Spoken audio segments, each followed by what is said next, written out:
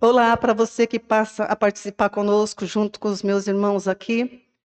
É uma alegria imensa para mim, uma honra que Deus me dá, um privilégio de compartilhar com você a palavra do Senhor, a verdade dele que liberta, porque quando a gente proclama a verdade de Deus, ela verdadeiramente liberta as pessoas e conduz essas pessoas à sua glória eterna. Hoje, numa sequência de palavras que o Senhor tem colocado no meu coração para compartilhar com vocês, acerca da doutrina do pecado. E hoje o tema é como ser liberto do poder do pecado. Esse é o tema da pregação de hoje. Como ser liberto do poder do pecado. A gente tem falado que muitos cristãos, não estou falando de pessoas que não conhecem o Evangelho, estou falando de cristãos, confundem ou acham que os seus comportamentos inconvenientes são a causa do pecado.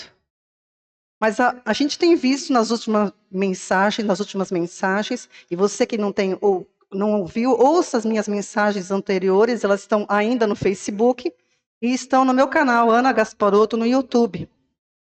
E é importante que você leia essas passagens, veja as mensagens e anote as passagens, analisando-as, casando umas com as outras, para tirar e dissipar toda dúvida do teu coração com relação a esse tema. Porque eu vou repetir, o Senhor me incomodou demais. Eu queria estar pregando sobre a novos céus e a nova terra, justamente, mas o Senhor falou assim, não adianta você pregar sobre isso quando a maioria das pessoas sequer entendem, porque elas são pecadoras e como elas deixam de ser pecadoras. E o Senhor estava falando de pessoas que se dizem cristãs, evangélicas. Então, na última mensagem, eu vou puxando sempre um pouquinho das últimas mensagens. A Bíblia demonstra, não é eu, Ana, a palavra do Senhor, ela demonstra que o pecado é uma condição própria da natureza humana separada de Deus. Então, pecado é a condição do homem separado, destituído da glória de Deus. E ele entrou no mundo, né? Ele não entra na nossa vida em determinada ação. O pecado não entra na nossa vida, o pecado está na nossa vida. E ele entrou no mundo por meio de Adão. Por meio de Adão. E todos se tornaram pecadores em função da geração de Adão. Tá? Em função do nascimento de carne, geração de carne e sangue. A descendência de Adão se tornou separada de Deus. Quem transgrediu foi Adão. Tá?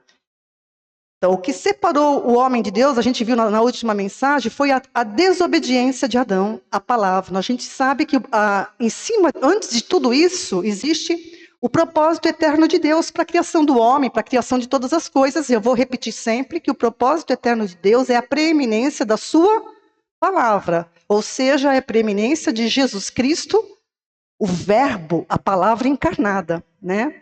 Então, quando Deus deu uma palavra para Adão, para mantê-lo no propósito, em comunhão com ele, Adão não ouviu.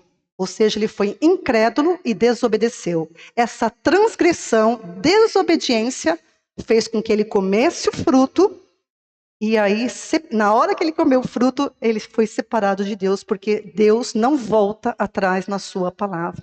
Quando Deus fala, ele cumpre aquilo que Deus fala. Então você pode confiar nele. Esse é o motivo porque ele quer que a palavra dele tenha preeminência no seu coração. Porque se você confiar na palavra dele, ele vai cumprir a palavra.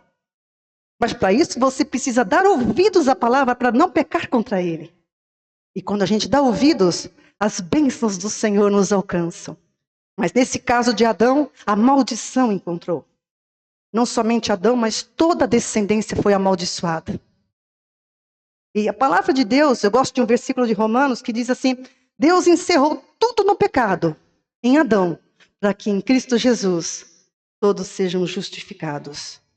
Mas como Adão não creu, para ser justificado precisa crer. Tá? A premissa sempre vai ser a mesma na palavra do Senhor. Um desobedeceu, Cristo obedeceu, e todos aqueles que querem voltar a ter comunhão com Deus e participar, entrar na glória eterna, né? Ir no céu morar com o Senhor eternamente, precisam dar ouvidos à palavra do Senhor. Amém? Então essa é a verdade que a Bíblia evidencia. O homem não se torna pecador, ele nasce pecador.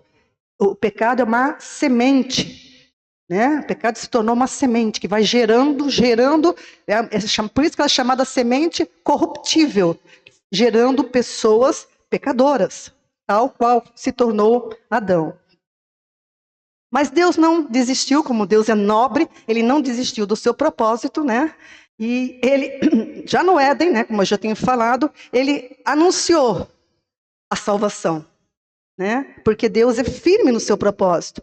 E a verdade do Evangelho de Cristo conclama a todos os homens, sem exceção, que precisam ouvir o Evangelho e crer em Cristo para alcançar a salvação da condenação do pecado. É preciso dar ouvidos ao Evangelho, é preciso entender o Evangelho. Né? Então não importa a condição social da pessoa, não importa a religiosidade, não importa a moral, eu estou falando sério, não importa o comportamento, não importa a nacionalidade, se é judeu, gentil, grego, brasileiro, ou troiano, não sei lá. Não importa o cargo, todos os homens gerados segundo a carne e o sangue de Adão são pecadores, por natureza. Tá?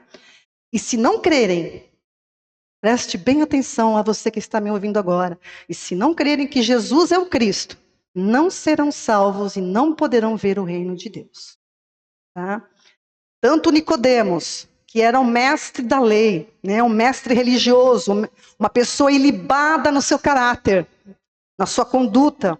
Tanto ele quanto a mulher samaritana, são exemplos bem opostos na Bíblia, que tinha uma moral questionável, né, e uma conduta reprovável diante da sociedade, tanto um quanto o outro estavam na mesma condição, pecado.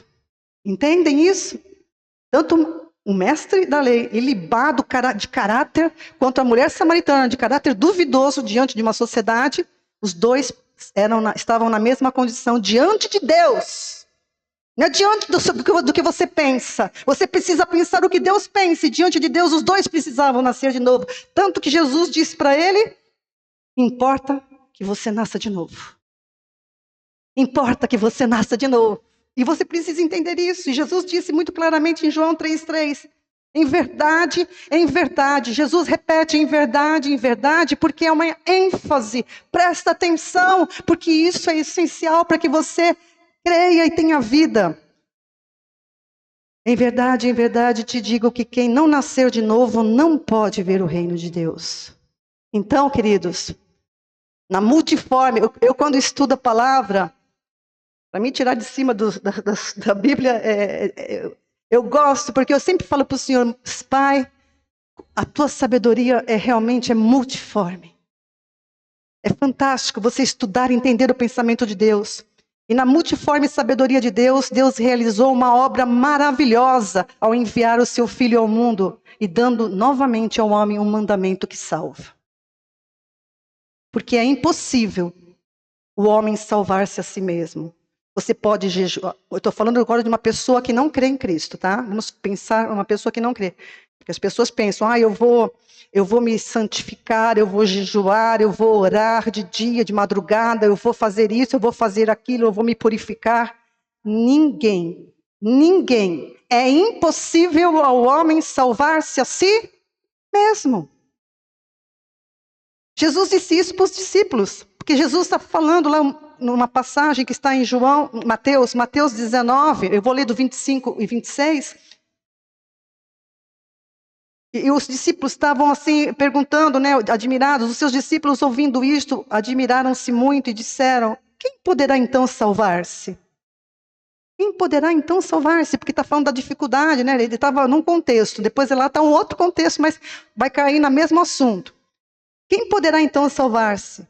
Jesus, olhando para eles, disse-lhes, para os homens, isto é impossível, mas para Deus tudo é possível.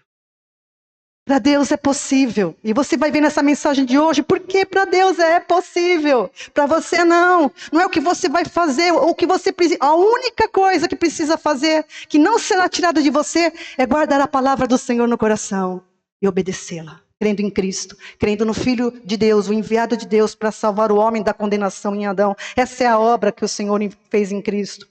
Então, Cristo Jesus, ele se interpôs, né? Como caminho de volta para Deus, sendo ele suficiente para conduzir o homem a Deus. Ele é o caminho, a verdade e a vida. Ninguém, absolutamente ninguém, vai ao Pai senão por ele, né? E isso é algo, amados, estabelecido na eternidade. Imagina só, isso foi estabelecido antes de haver eu e você, antes de haver homens, antes de haver terra, antes de haver universo. Isso já estava estabelecido na eternidade, por causa da onisciência de Deus. Isso está lá em Apocalipse, né? 21, 20, 19. O Cordeiro de Deus foi conhecido antes da fundação do mundo. Então, Cristo se propôs, né? Se interpôs como caminho. O Verbo se fez carne. Isso é maravilhoso. Isso não pode ser ignorado por você. Não pode ser desprezado no nosso coração. Isso é o que motiva você estar aqui num domingo de manhã ensolarado. Você poderia estar em tantos lugares, mas a gente está junto porque isso é o louvor. Aquele que te vai conduzir para uma eternidade de alegria e louvor para sempre. Cristo foi estabelecido na eternidade como o Cordeiro que tira o pecado do mundo. E através da fé, que é Ele mesmo, o entendimento sobre o termo fé pode significar confiança, crença, mas na Bíblia, essencialmente, o termo fé significa aquele que se manifestou, Cristo Jesus, a fé manifesta, como está bem explicado em Gálatas, né? Cristo é a fé manifesta, e através do Evangelho, dessa fé manifesta em Cristo, né? O homem entende, reconhece a sua condição de pecador, que decorre da condenação de Adão, e compreende quanto necessita de salvação, e se volta para Cristo, e recebe a Cristo. Então, se não fosse a palavra do Senhor nos informar, se não fosse o Senhor nos dar a sua palavra, jamais a gente saberia disso, nós estaríamos perdidos para sempre. Então, não despreze a palavra do Senhor. Eu sou apaixonada pela palavra de Deus, ela é a minha vida. Ela é o ar que eu respiro. Ela é a minha alegria, ela é a minha força, ela é tudo que eu preciso. É ela que me sustenta, é ela que me renova, é ela que me vai fazer entrar nos portais da eternidade e olhar olhos nos olhos daquele que me salvou. E ele vai pegar nas minhas mãos e vai dizer: venha, bendita do meu Pai. É preciso crer e permanecer nessa palavra. Não pode ser um ouvinte negligente. O Senhor tem me incomodado muito que as pessoas são negligentes no ouvir, como sempre foram. Mas agora, como a gente foi ministrado aqui no começo, no louvor, isso é pelo Espírito. Não pense que as canções são escolhidas assim, o Espírito Santo dirigiu isso. Nós estamos muito perto da volta do Senhor. Muito perto. E os filhos, a igreja está preparada em Cristo. Os ouvintes negligentes, quando eu falo de ouvinte negligente, estou falando de cristão que realmente não entendeu o evangelho. E você vai ver na palavra de hoje, pouco disso. Eu não vou conseguir dar tudo hoje do que eu precisava, mas é muito importante quando Jesus fala em João 15 que é preciso permanecer na videira, ligado nele. Isso é importante, é perseverança, é entendimento constante. É permanecer no entendimento da palavra do Senhor. Tá? Então, o Evangelho nos mostra isso. Que Deus é rico para com todos que o invocam. Não importa a condição social, não importa o comportamento, não importa nada disso. Então, se você tem algum empecilho, fala assim, eu não vou para a igreja porque eu sou assim, eu sou assado, eu faço isso, eu faço aquilo. Não, venha do jeito que você está. E deixa Deus cuidar de você. Porque Deus é generoso com todos aqueles que o invocam. Quando o homem crê em Cristo, toma a sua cruz, ele segue após Cristo. Por isso que Jesus falou, né? Que aquele que quiser ser meu discípulo, tome a sua cruz e siga-me. Isso tem um significado. A cruz não são seus problemas. A cruz não é os vícios. A cruz não é nada humano. A cruz é você morrer para a geração de Adão. É ser identificado na morte de Cristo, né? Quando você morre com Cristo e ressurge uma nova criatura participante da natureza de Deus. E quem faz assim, quem crê assim, quem realmente crê assim, diz a palavra em Romanos 8:1, nenhuma condenação, nenhuma. Diga comigo, nenhuma. Nenhuma condenação há para aqueles que estão em Cristo Jesus, o Senhor. Nenhuma. Por que nenhuma, pastora? A gente não é só liberto da condenação de Adão? Aqueles que creem em Cristo são salvos da condenação em Adão e também do tribunal. Por isso que o cristão, quem é muito fissurado em questões de comportamentais, não se preocupa não, cuida da tua vida, fica de pé você, cuida do cisco, né, cuida da trave do teu olho e deixa Deus cuidar do cisco dos outros. Porque todos comparecerão diante de Deus para julgamento das obras, das intenções do coração. Isso são nos tribunais específicos, tribunal de Cristo para os salvos e tribunal do trono branco para os não salvos. Todos serão julgados pelas suas condutas, comportamentos, moral, aí sim vai entrar. E Deus então vai dar cada um segundo as suas obras. Os salvos não tem mais condenação nesse tribunal, aleluia. Nenhuma condenação há. Então, isso não é passaporte para você continuar agindo. Tem gente que fala assim, ó, eu já ouvi falar isso. Paulo ouviu falar isso que eu vou falar agora. Pastora, cuidado com esse tipo de pregação, porque eles vão pensar que eles podem fazer o que eles bem entendem. Como assim? O que você quer me dizer? Se um crente ouvir que o pecado não é o comportamento, mas é a transgressão de Adão, e ele, para isso, pegar isso e agir de maneira ilícita, ele não entendeu o evangelho.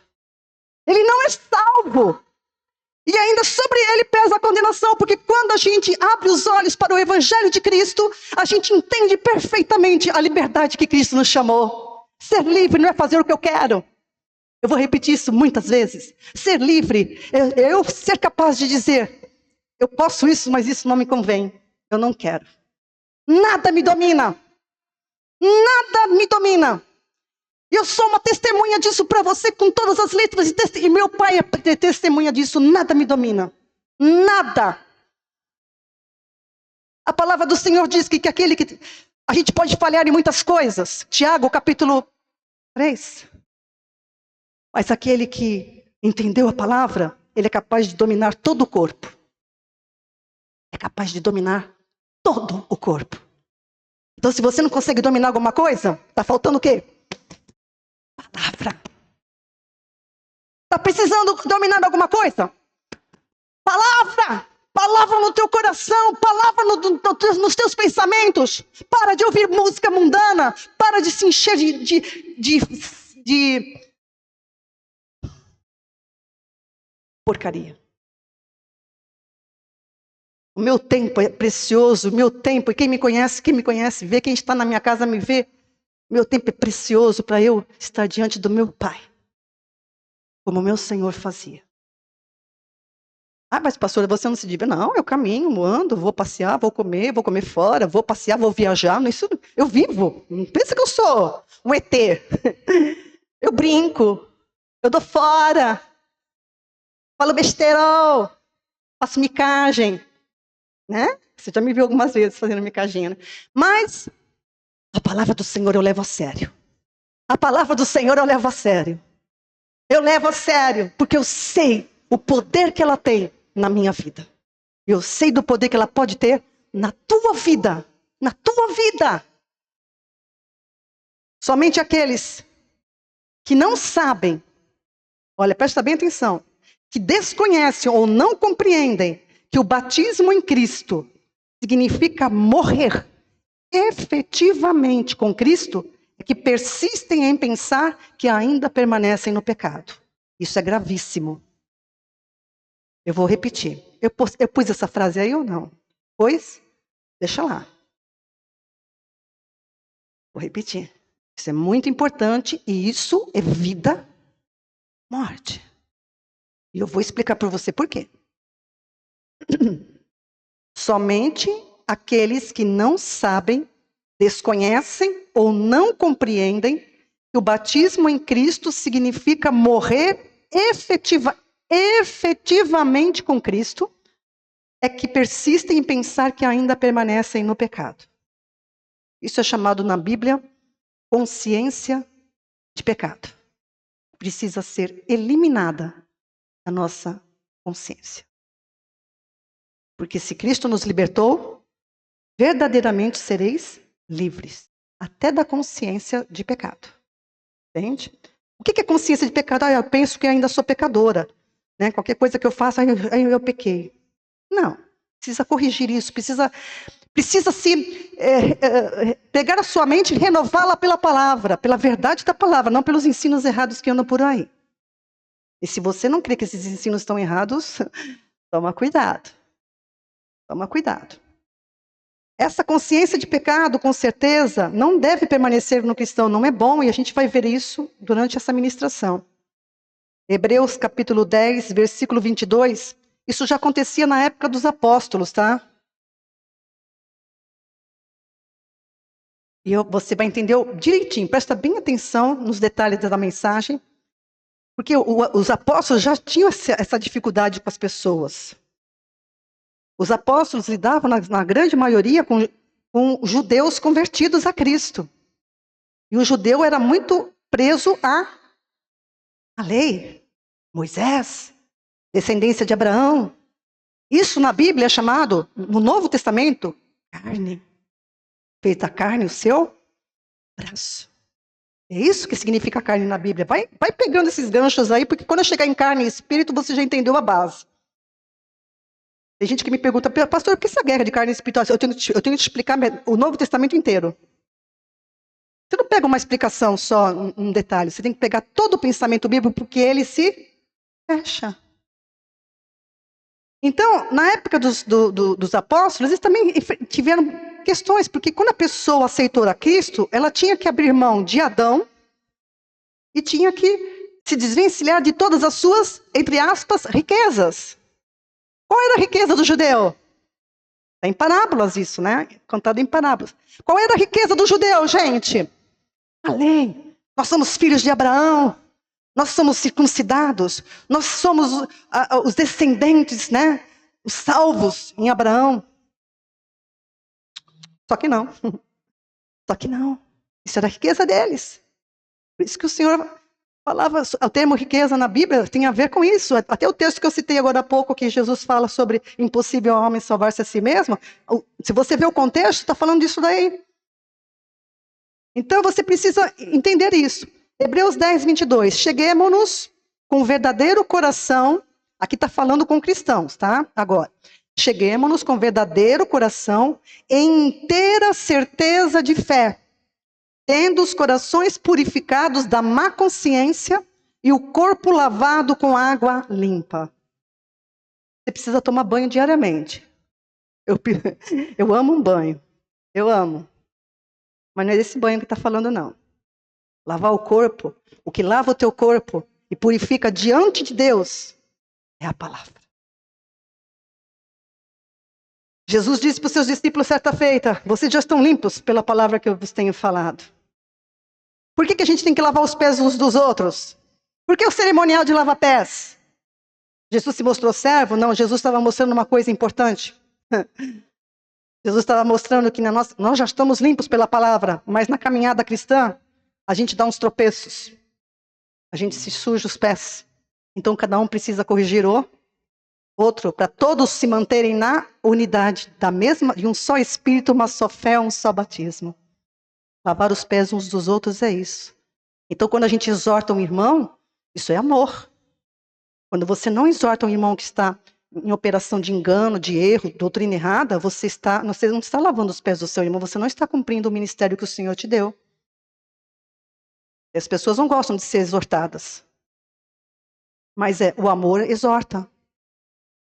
Se você se cerca de pessoas que só te bajulam, que só falam, que legal que você faz, está tudo errado, mas você fala, que legal, você está sendo omisso e vai responder por isso. Né? cheguemos com verdadeiro coração, inteira certeza de fé, tendo os corações purificados da má consciência e o corpo lavado com a água limpa, que é a palavra do Senhor. Então, os cristãos naquela época também, embora não estivessem mais no pecado, condição de pecado, quando eu falar pecado, vai se acostumando, põe entre parênteses, condição do homem separado de Deus. Tá? Vai desmembrando. Para mim sair da minha mente, isso daí demorou um tempo também. Então não se preocupe não. Vai pondo aí, pecado não é comportamental. Pecado é uma semente. Né? É a semente que a gente recebeu, que nos gerou, né? Somos gerados de uma semente corruptível. Então é a condição do homem separado de Deus. Então, embora os cristãos já não estavam mais no pecado, porque eles tinham crido em Cristo, alguns cristãos ainda continuavam a ter a consciência de pecado. Pensavam que ainda eram pecadores. Por quê? Porque eles não compreenderam o que é morrer efetivamente com Cristo. E hoje eu quero falar sobre isso. Né? O cristão morreu por pecado. Isso me libertou quando aconteceu comigo. Eu tive também ensinamento errado. Ficava confusa. E toda pessoa que tem, quando a palavra não é verdadeira, ela traz confusão, paradigmas, questionamentos. Mas quando a palavra é verdadeira, ela liberta, ela não tem confusão, tem alegria, tem paz. Então, eu quero destacar para vocês hoje o capítulo de Romanos, capítulo 6. Eu vou trabalhar um pouquinho nesse capítulo hoje. Romanos 6, que vai falar do batismo da morte de Cristo. Paulo demonstra nesse capítulo Romanos, capítulo 6, que é impossível aqueles que creram na mensagem do Evangelho permanecerem no pecado. É impossível. Tá? E pegando um gancho nisso, eu quero dar uma palavra para você que gosta e quer aprender a ler a Bíblia. Você não pode pegar só Romanos 6. Porque a carta de Paulo aos Romanos é um verdadeiro tratado teológico dessa questão do pecado, da justificação do homem, do que significa isso, ser justificado diante de Deus. Então, toda a carta, entenda uma coisa, que essa divisão de capítulos e versículos, ela é muito recente na história da igreja. Porque é uma carta. Quando a gente escreve, você escreve uma carta em capítulos? Quem escreve carta em capítulos? Versículo 1. Bom dia, querido, né? Versículo 2. Não, a gente escreve, né? Ninguém escreve uma carta desse jeito. Você escreve uma carta com um pensamento inteiro. Então você imagina o tamanho dessa carta que Paulo escreveu aos Romanos. Era uma carta inteira. Quem tinha que ler, ele ia chegar nessa parte do capítulo 6, ele já tinha lido o capítulo, para nós hoje, né? Capítulo 1, 2, 3, 4 e 5. Então é muito importante, por isso que na semana passada eu frisei o capítulo 5, porque já não entrei no primeiro, porque senão eu vou ficar pregando sobre Romanos o ano inteiro. Mas o capítulo 5 dá a base para o que ele vai falar no capítulo 6, onde ele contrapõe duas cabeças, Adão e Cristo. O primeiro Adão pecou, o último Adão obedeceu. O primeiro separou a humanidade de Deus. O segundo Adão traz a humanidade de volta. O último Adão traz a humanidade de volta para Deus. Aleluias. Então ele faz essa contraposição entre duas cabeças. Isso é muito importante para a gente entender essa questão do pecado. Tá? Então, depois quem não entender, reveja a minha mensagem da semana passada. Romanos capítulo 6, de 1 a 14. Só que eu vou ler e vou comentando os versículos, tá bom? Então você põe um por um. Tá? Eu pus o break aí.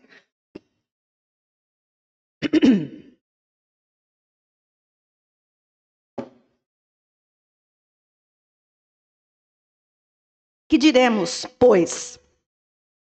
Existe um contexto anterior, que eu li no capítulo 5. Permaneceremos no pecado para que a graça abunde? Então veja bem, depois do que Paulo falou tudo lá no capítulo 1, 2, 3, 4 e 5, ele fala assim para os cristãos, o que a gente vai dizer? A gente vai ficar no pecado? Então, é esse entendimento que o cristão tem que ter? Né? Para que a graça aumente?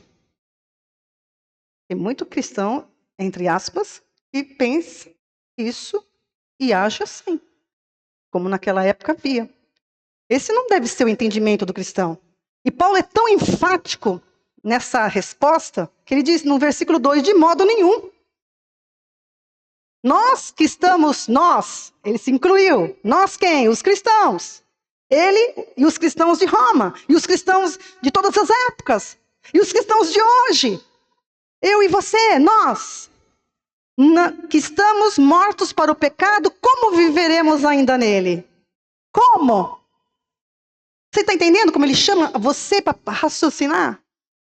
Então ele passa a dar uma série de argumentos com o objetivo de conscientizar os cristãos. Gente, entenda. Como que essa gente está morto por alguma coisa? Como é que a gente vai viver naquilo? Morto para o pecado? Vai viver no pecado? Não tem como. Então Paulo passa a dar, a partir do versículo 3, uma série de argumentos para conscientizar. Então o que falta para muitos cristãos hoje? É esse ensino de conscientização. As pessoas procuram igreja atrás de bênçãos. Eu quero, Senhor, eu sigo, obviamente, alguns pastores, né? Eles fazem lives. E os comentários,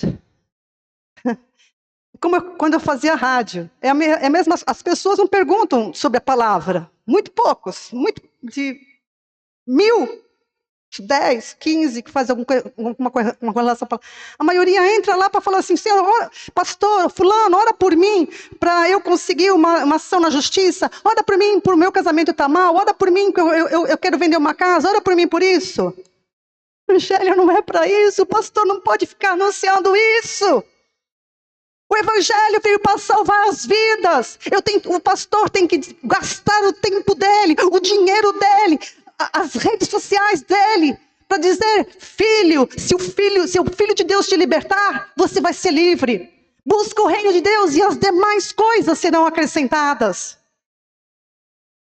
Não inverte as coisas. As pessoas ficam atrás de bênçãos quando elas precisam entender que isso aqui que eu estou falando hoje é riqueza que vai trazer sobre você, porque eu sou testemunha.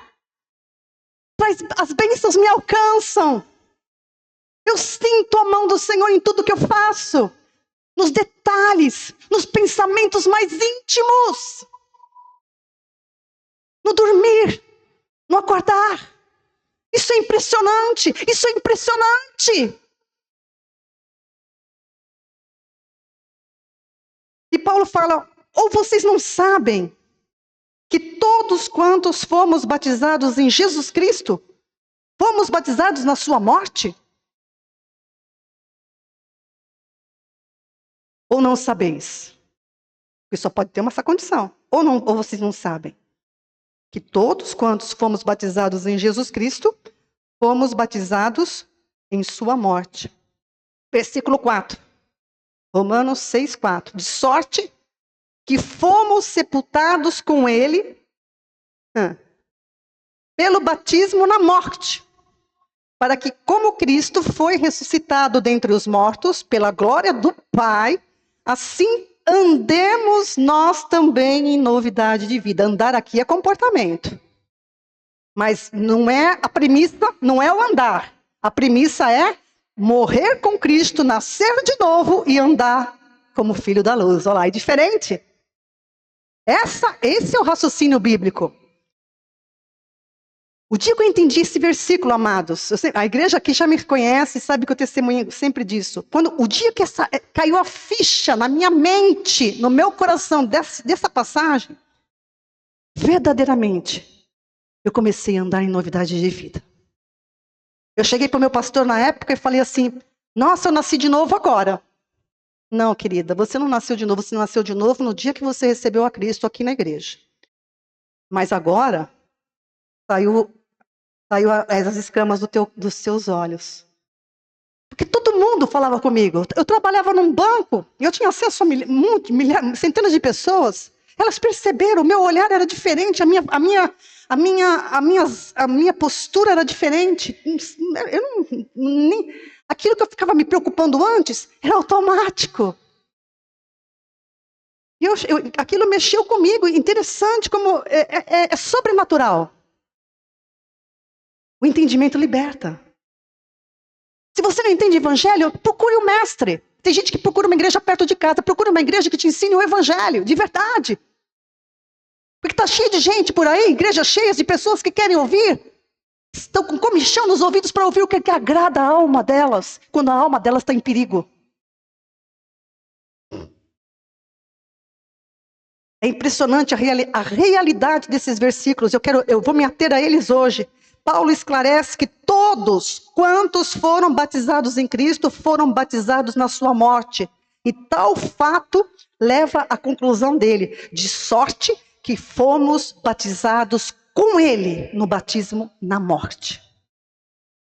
É preciso diferenciar, já falei isso em outras mensagens, e é importante que eu frise isso, porque tem gente que acha que entrar nas águas, lá no batismo nas águas, a pessoa vai deixar os pecados nas águas. Então, a gente até brincava, né? Nossa, a água deve estar imunda, melhor pôr um cloro lá, porque, né? Tanto pecado ficou lá na água, ela fica até turva, né? Mas não é nada disso. O batismo nas águas, amados, o batismo que salva é o batismo na morte. Tem que entender o que é isso de Cristo. O batismo nas águas é apenas uma admissão pública do que já ocorreu no interior da pessoa. A igreja continuou adotando o batismo nas águas porque é uma confissão pública, é um testemunho, é uma forma de evangelizar até os amigos, parentes, para você dar o seu testemunho. Mas ser batizado em Cristo é igual a ser batizado na sua morte. Tem que entender isso. Para ser batizado em Cristo, ou seja, na sua morte, basta crer conforme a verdade do Evangelho. Aí as pessoas não se conformam, mas só isso? Estou falando crer. Estou falando crer. Eu estou falando crer. De todo o coração. De todo o entendimento. Eu não estou falando de uma crença, eu estou falando de poder. Tá? Ser batizado em Cristo é ser batizado na sua morte. Tá? Para receber esse batismo, não precisa nenhum ritual. Você pode estar... Eu estava numa igreja, estava todo mundo orando, né? Meu marido estava, quer dizer, depois meu marido, né? A igreja estava toda orando por mim. Quando eu fui lá na frente, a igreja toda fez festa, né? Ela estava namorando comigo naquela época. E eu não era convertida. E quando eu me converti, então toda a igreja fez aquela festa, né? Estavam esperando eu ir na frente. Só faltava me empurrar.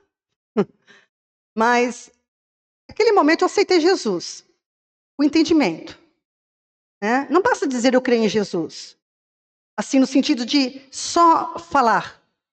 O falar é Romanos 10, né? Fala que é falar daquilo que está no coração. Então, tem que entrar na mente e no coração primeiro, para depois eu falar com convicção.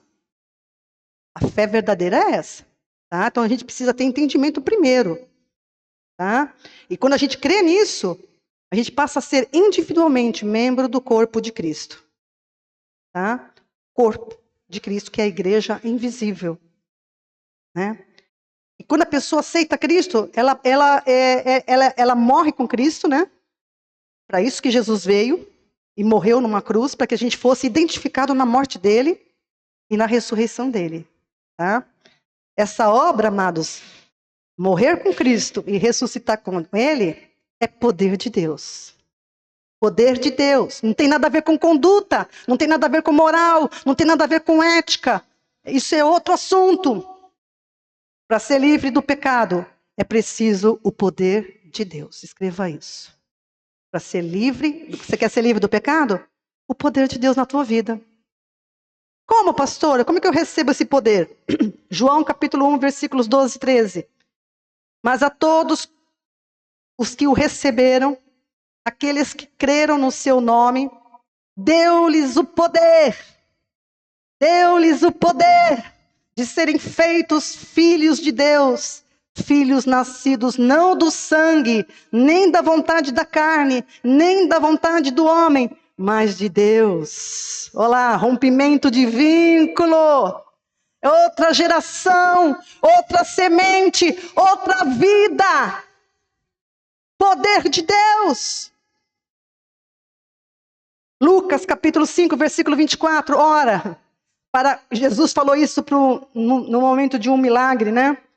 Para que saibais que o Filho do Homem tem sobre a terra poder de perdoar pecados. Ele disse para o paralítico, né, que desceram lá do telhado. A ti te digo, levanta-te, toma a tua cama e vai para a tua casa. Jesus pegou o gancho.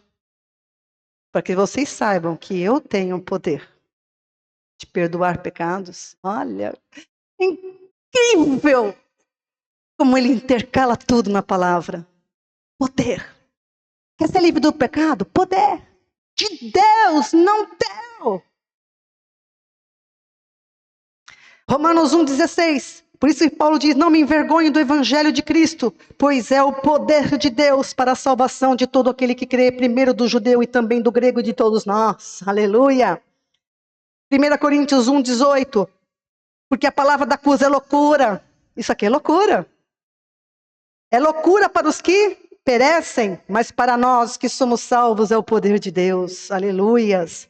Então o poder que concede vida eterna ao homem está na palavra de Deus e não na crença do homem.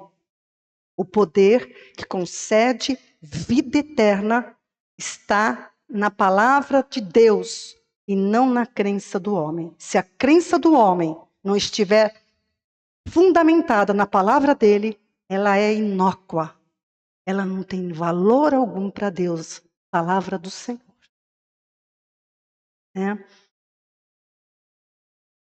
Deus deu a palavra para isso. Se o homem obedece, bem se lhe irá. Se o homem desobedece, mal se lhe irá. Simples. A promessa de salvação não está atrelada aos nossos sentimentos. Graças a Deus, hein? Quem pode dizer amém? Graças a Deus, que não está atrelado ao que você sente. Não está atrelado aos teus comportamentos. Mas ao poder daquele que nos chamou das trevas para a sua maravilhosa luz. Aleluias. 2 Pedro 1,3. Visto como o seu divino poder deu tudo que diz respeito, nos deu tudo que diz respeito à vida e à piedade, pelo conhecimento daquele que nos chamou pela sua glória e virtude. Então Deus nos deu tudo. É isso que você tem que aprender quando você anda com Deus, que eu tive que aprender. Ele me dá tudo. Eu só preciso confiar. Incrível como o Senhor me dá paz nesse sentido. Esses dias aconteceu um problema na minha conta lá, grave. Alguém se intrometeu lá. E eu fiquei assim, comentei com o Alex, tal, tem alguma coisa errada aqui. Entrei em contato com o banco. E aí eu falei, Senhor, isso vai se resolver. Você precisa de uma solução. E o Senhor me deu as orientações, eu senti a orientação do Senhor, e em 15 dias estava tudo resolvido. Então a gente tem que entender, amados, que Deus nos dá graça, nos dá sabedoria, dá tudo que a gente precisa. E se os cristãos ainda desconhecem a verdade, que não estão mais no pecado, é porque eles não compreendem as verdades que o Senhor falou, não entenderam, presta bem atenção, porque não é só não compreender. Aqui que entra a gravidade desse negócio. Não é só não compreender, é não crer. Está entendendo o que eu estou falando? O perigo disso? Você continuar dizendo que é pecador, quando aquele que se sacrificou numa cruz para que você fosse livre do pecado? Ah, eu não entendi isso. Não, você precisa. Agora que você está ouvindo a palavra, então, agora sim você que está me ouvindo, você agora tem um entendimento. Busque na palavra e a orientação do Santo Espírito de Deus para te conduzir nessa verdade. Porque permanecer com esse pensamento é agir contra o que Cristo fez. Isso é sério. Né? Da mesma forma que Cristo foi ressuscitado dentre os mortos, pela glória e poder de Deus, os que com ele ressurgem para uma nova vida, vão andar em conformidade conforme ele andou também, fazendo a vontade do Pai. Então, da mesma forma, o mesmo poder que ressuscitou Cristo dos mortos, é o mesmo poder que ressuscita a gente como nova criação. Amém? O poder é dele. Não é teu. Põe isso na tua cabeça. Quando entrar, você vai andar solto. Não vai fazer o que você quer. É diferente, é bem diferente. Aí Paulo segue, versículo Romanos 6,5. Porque se fomos plantados, gosto dessa palavra, dessa expressão, se fomos plantados juntamente com ele na semelhança da sua morte, também o seremos na da sua ressurreição. O que os pregadores enfatizam? Eles enfatizam o erro nesse entendimento. Não, quando a gente for ressuscitado é que a gente vai ser perfeito. Não. Quando a gente vai... O que vai acontecer quando eu vou ser ressuscitado? O que vai acontecer quando eu e você fomos ressuscitados dos mortos? O que a gente vai receber? Um corpo glorioso, que é o que falta. A ressurreição, quando na vinda de Cristo, é a ressurreição deste corpo, porque esse daqui está desfeito. O que está aqui dentro é um vaso de honra. A minha alma e o meu espírito pertencem ao Senhor. Esse corpo será desfeito, voltará ao pó. E eu receberei pelo mesmo poder que ressuscitou Cristo Jesus, um novo corpo, para viver na eternidade, na presença dEle. É um corpo próprio, para viver na presença dEle e não morrer. Você vai ver o Senhor como Ele é. Eu imagino a alegria do meu esposo, encontrando-se com Jesus. Sempre falo, Senhor, me dá um sonho, um vislumbre, dá uma pontinha só. Esse versículo de Romanos 6,5 tem a mesma ideia de 1 João 4,17. É a mesma ideia de um outro ângulo. Em Romanos 6,5, Paulo está argumentando. Em 1 João 4,17, João está declarando a mesma verdade, agora é uma declaração. 1 João 4,17, nisto é aperfeiçoado em nós o amor. O amor aí não é o sentimento o amor é a palavra de Deus. Ou a nossa obediência, a palavra e a nossa obediência, tá? Para que no dia do juízo tenhamos confiança, porque tal qual Ele é, somos nós também neste mundo. Tal qual Ele é, somos nós também desse mundo. Então, João afirma categoricamente que os cristãos são como Cristo, agora, neste mundo. João não está apontando para o mundo vindouro, quando os cristãos vão... Para o mundo vindouro é quando os cristãos serão revestidos da imortalidade. Né? Mas a posição de santo, justo e irrepreensível já foi alcançado agora. Porque é poder de Deus. Deus não faz nada faz de conta.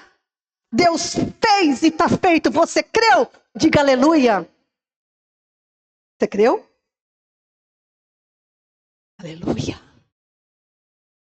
Sabendo disto, versículo 6, Romanos 6. Sabendo isto, que o nosso velho homem foi com ele crucificado, para que o corpo do pecado seja desfeito, para que não sirvamos mais ao pecado. A escravidão, que é uma figura que eu vou falar mais na frente, ela escravizava o corpo da pessoa. Um filho de escravo, o corpo dele pertencia ao senhor, era escravo. A escravidão submetia o corpo. O escravo tinha a mente e as vontades muito livres. Mas ele não podia fazer o que ele queria, porque senão ele apanhava. Ele não podia fugir, senão ele era até morto. A escravidão subjuga o corpo. Por isso que a Bíblia usou a figura da escravidão do pecado. Porque subjuga o corpo, não a minha mente, não as minhas emoções. Não as minhas vontades. Cumpre você dominar isso. Cumpre você dizer, eu preciso buscar o Senhor e mudar o meu pensamento conforme a palavra dele. Só isso. Sentimento, vontade, desejo, todo mundo tem isso, faz parte da nossa natureza humana. Não é pecado que arranca, não. E nem é pecado que põe, é você que tem que dominar. O nosso velho homem, aqui, 3 verdades essenciais nesse versículo 6. O nosso velho homem morreu. Diga, morri. O nosso velho homem foi crucificado com Cristo, morreu. O corpo do pecado, que é carne, é desfeito. Foi desfeito. O corpo do pecado, que também é designado como carne, foi desfeito. Não serve mais ao pecado. O que acontece com uma pessoa na condição de pecado? Ela serve ao pecado. Tudo, ela faz as coisas dela. Agora eu estou falando não do escravo, mas de todos nós, antes de sermos libertos, né? A pessoa que é escravo do pecado, tudo que ela faz pertence ao seu senhor, o pecado. Por isso que Jesus disse para aqueles que não eram salvos ainda, vocês, sendo maus, sabem fazer boas coisas para os seus, não sabem? Jesus estava falando uma parábola ali, bem clara. Vocês com uma natureza má que vocês têm, separada de mim, vocês sabem fazer coisas boas. Então fazer fazer o bom, fazer bem ou mal para as pessoas, crente ou não crente faz. Ter bom comportamento ou não crente tem. Tem gente que não é crente, a gente costuma até dizer isso, tem gente que não conheceu a Cristo ainda, assim, mas tem uma consciência muito forte da sua conduta. Pecado é questão de consciência, sabia? A gente vai estudar isso mais na frente. Consciência. Então, tudo que eu faço, a minha consciência me alerta. Presta atenção no que você está fazendo, presta atenção no serviço. Consciência. Tá? Então, como Paulo está chamando a atenção, como seria possível alguém que crê em Cristo permanecer no pecado, visto que os que creem são crucificados com Cristo e tiveram o corpo do pecado desfeito? Isso, você creu nisso ou não? Tem que crer. Se o corpo do pecado foi desfeito, como que você vai viver ou andar no pecado? Versículo 7. Porque aquele que está morto está justificado do pecado. E aqui tem Paulo faz uma relação de dois termos, né? Morto e justificado. Para ser justificado tem que estar morto. Se você ainda continua falando que é pecador, você ainda precisa se conscientizar do morto. Porque a hora que você se conscientizar do morto, você vai se conscientizar que você está justificado também. Então ele faz um jogo com as duas palavras. Aquele que está morto está justificado do pecado. Tá? Ou seja, a primeira condição, morto, implica na segunda. Satisfeita mesmo a primeira condição, a segunda é estabelecida. Se você não crer que morreu com Cristo, a segunda não é estabelecida. Entenderam a gravidade da coisa? Estão entendendo a gravidade, gente? De continuar dizendo que é pecador, depois de ter confessado a Cristo, depois de, às vezes, ter descido a águas de batismo. Você precisa rever tudo. Você precisa, em nome de Jesus, para o teu bem eterno, rever tudo. Reveja com amor, reveja com submissão a Deus, com consciência de que você precisa buscar a vontade de Deus, não de homens. A pena não pode... E aqui, por que justificação? Você precisa entender por que Deus fez isso. Porque a pena não pode passar do transgressor. A pena não pode passar da pessoa do transgressor. Por isso que é imprescindível o homem morrer com Cristo para Deus ser justo e justificador. Porque ele disse lá no Éden, certamente, então, a alma que pecar, essa morrerá. Como todas as almas nascem pecadoras, elas precisam o quê? Morrer. Olha o que Cristo fez. Eu me torno carne, morro. Quem crer em mim, pela tua palavra, será identificado na minha morte, morre para essa condição e nasce de novo para o propósito eterno. Oh, que glória! Que poder! Isso não é loucura! É loucura para quem não crê, mas para quem crê é o poder de Deus. É o poder de Deus! Deus não tem o culpado por inocente, e todos os que creem em Cristo são crucificados e morrem com Cristo, portanto a justiça de Deus se cumpre. A justiça de Deus se cumpre. Aquele que está morto para o pecado não permanece inerte. Não, ele ressurge dentre os mortos para a glória de Deus. O novo homem que ressurge com Cristo é declarado justo diante de Deus. Justo, santo e irrepreensível por causa da obra de Cristo. Amém? Isso se chama justificação. Justificação é uma doutrina bíblica importante você conhecer também. É proveniente de um ato criativo de Deus, mediante o qual o novo homem, criado por Deus, é participante da sua natureza. Aí pode chamar Deus de Pai. Papai. Amém? A nova criatura é criada em verdadeira justiça e santidade. Portanto, quando Deus a declara justa, Ele está falando algo que é verdadeiro. Ele está falando de uma condição efetiva na vida, hoje, aqui, agora. Aquele que está morto para o pecado é o mesmo que vive para Deus. E por viver para Deus, é que o homem recebe a declaração de justo. Eu sou justa, não é por causa dos meus comportamentos, olha lá, porque eu pertenço ao Senhor. Amém? Porque Ele me gerou. Os que vivem para o pecado jamais serão justificados. Jamais. Uma vez que estão vivos para o pecado e estão mortos para Deus. Então, a premissa bíblica é essa. Morto para Deus, vivo para o pecado. Morreu para o pecado, vivo para Deus. Essas proposições estão constantemente na palavra, constantemente.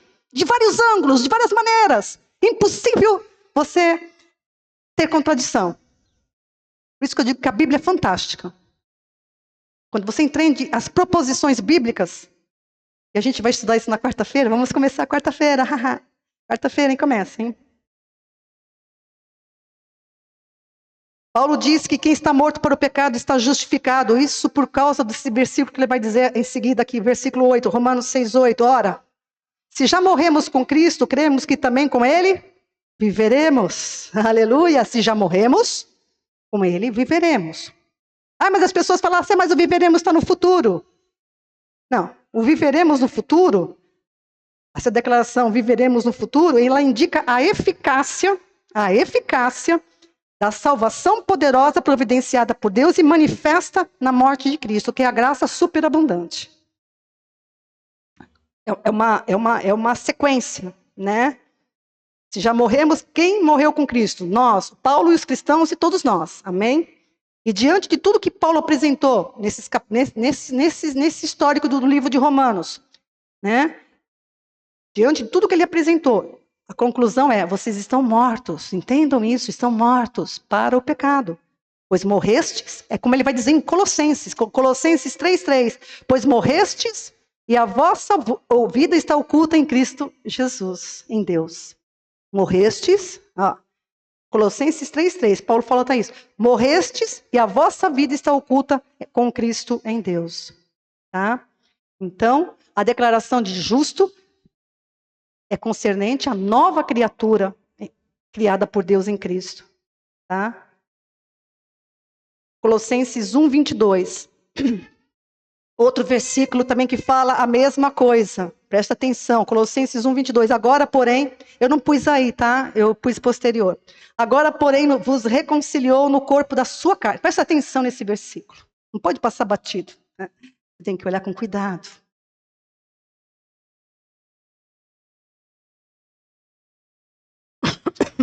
Agora, porém, vos reconciliou no corpo da sua carne. Olha lá. Agora, porém, vos reconciliou no corpo da sua carne mediante a sua morte. Então, a reconciliação nossa com Deus foi no corpo de quem? Foi no corpo de quem? De Cristo. Aí o contexto está falando tudo de Cristo. Ele nos reconciliou na sua carne, mediante a sua morte, para perante Ele vos apresentar santos, irrepreensíveis e inculpáveis. Aleluias. Por isso que a Bíblia fala que nós fomos plantados juntamente com Ele na sua morte, ou identificados na sua morte. Porém, então agora, hoje nós somos santos, irrepreensíveis e justos. Agora, mas a gente só vai adquirir a semelhança do Cristo ressurreto quando a gente receber o corpo glorioso no arrebatamento ou na nossa morte física. Amém? É isso que é a verdade completa desse versículo. E as pessoas podem falar assim, será? Isso aí é a esperança que nos salva. Romanos 8, versículos 22 a 25 vai falar sobre isso. Romanos 8, 22 a 25 vai falar sobre isso. Que nós que temos as primícias, gememos no nosso interior desejando a manifestação de Cristo. Mas já temos as primícias. Ou seja, a nova natureza a gente já tem.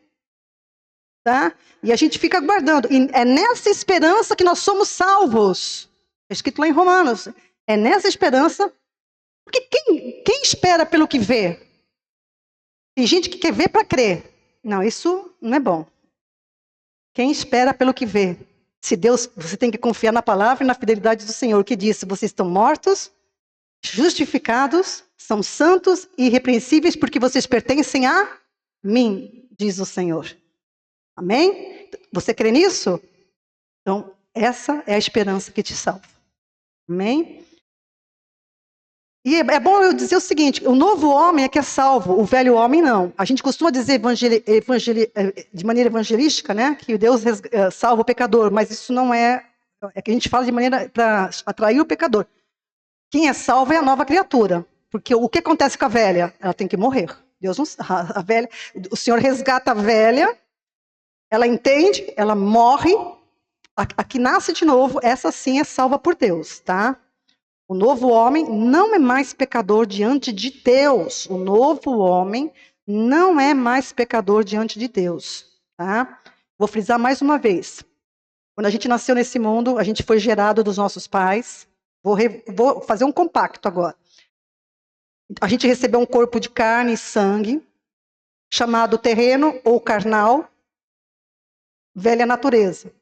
Quando eu criei em Cristo, eu fui gerada de novo de uma semente incorruptível. O meu corpo ainda é natural, porém a minha natureza agora é celestial e espiritual, tanto que eu estou assentada nas regiões celestiais em Cristo. Se você crê, não ouvi um amém. Aonde que você está sentado? Autoridade. Isso é autoridade. Eu estou assentada, eu não estou falando besteira, está na carta de Efésios. Todo mundo sabe disso. Nós estamos sentados nas regiões celestiais com Cristo. Essa é a posição sua, a autoridade.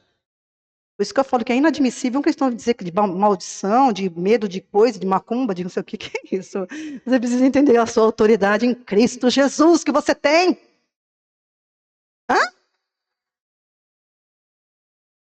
O que falta para o cristão? Ser revestido de um corpo igual ao de Cristo, um corpo glorificado, um corpo espiritual, a imortalidade, tá? 1 Coríntios 15:54, você vê lá, ser revestido do corpo.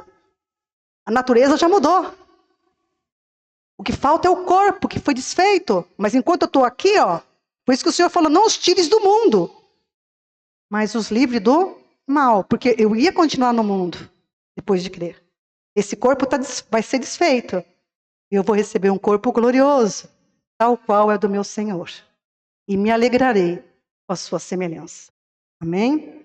Versículo 9, Romanos 6:9. Sabendo que, tendo sido Cristo ressuscitado dentre os mortos, já não morre. A morte não tem mais domínio sobre ele. Pois quanto a ter morrido, de uma vez morreu para o pecado, mas quanto a viver, vive para Deus.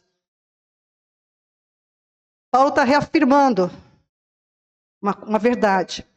Cristo morreu uma só vez pelo pecado. Amém? Amém? Porém, com relação à ressurreição, ele agora vive para sempre.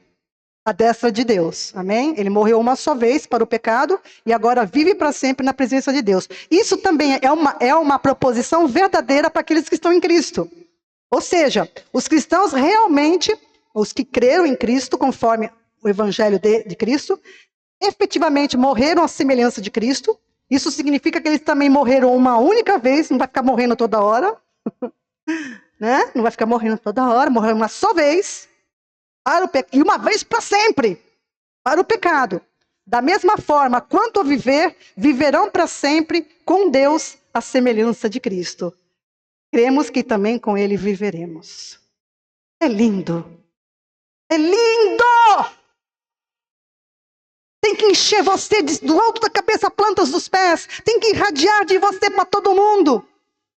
Tem que estar na tua boca. Tem que estar na tua esperança. Versículo 11, Romanos 6:11. Assim também vós considerai-vos mortos, certamente mortos para o pecado, mas vivos para Deus em Cristo Jesus, nosso Senhor. Assim também remete a tudo que Paulo falou. Depois que eu falei tudo isso, gente, assim também considerem-se mortos. Considerem-se mortos para o pecado.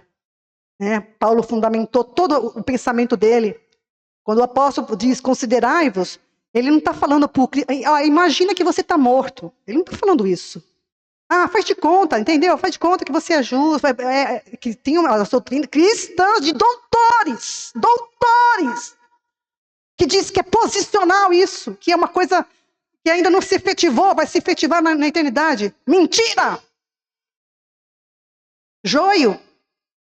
Eu sou justa, eu sou santa. O que me falta é o meu corpo ser transformado. Só isso. E eu vivo nessa nova realidade. Isso liberta.